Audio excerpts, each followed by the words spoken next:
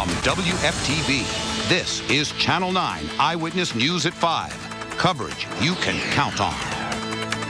Right now, we're waiting for a toxicology test to come back on a Central Florida man who died after he was shocked by an Orlando police taser at Universal Studios City Walk. Channel 9's Jamie Holmes is live at Universal now. And Jamie, many times when people die after being shocked by a taser, it turns out they had drugs in their system.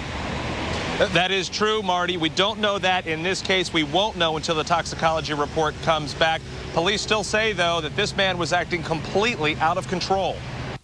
It started just after midnight outside the Universal Cinemax Theater at City Walk. Security needed help when police say Adam Johnson of Winter Haven went berserk. And he was kind of pacing around, grabbing his beard, kind of grabbing his head, his hair. 4 off-duty Orlando police officers working security at the park tried to restrain him and called for backup from an on-duty officer. They say when Johnson resisted violently, one of them deployed his taser Johnson, but while he was down, he became unresponsive. Despite CPR efforts to revive him, Johnson died. Law enforcement expert Dr. Richard Weinblatt says even with 5 officers restraining Johnson, using the taser was still the right choice. There is strength in numbers. It's good that they had 5 officers there, but just remember, if I grab onto you, and now if I have 5 people grabbing onto you, you're not likely to walk out of that without some injuries. Law enforcement continues to stand behind tasers, despite reports of some 300 nationwide deaths since 2001. 5 people died after Orange County deputies stunned them with tasers between 2001 and 2008. Former Orange County Sheriff Kevin Berry even went so far as to have himself tased to prove their safety.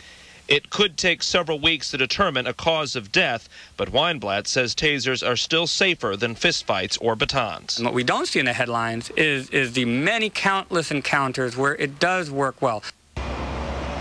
Now, Johnson had no criminal record, so we have no understanding in his past to be able to explain what occurred here this morning. FDLE has been brought in. That's standard operating procedure. The 5 officers have also been put on paid administrative leave.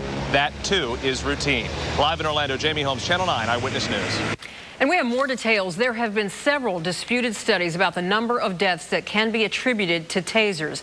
The Bureau of Justice Statistics counted 36 taser-related deaths between 2003 and 2005. A 2008 report by Amnesty International cited more than 50 cases where medical examiners found a taser shock contributed to death. In most of the cases, the suspects were on drugs. Stun gun manufacturer Taser International disputes those findings, however, as lacking scientific proof.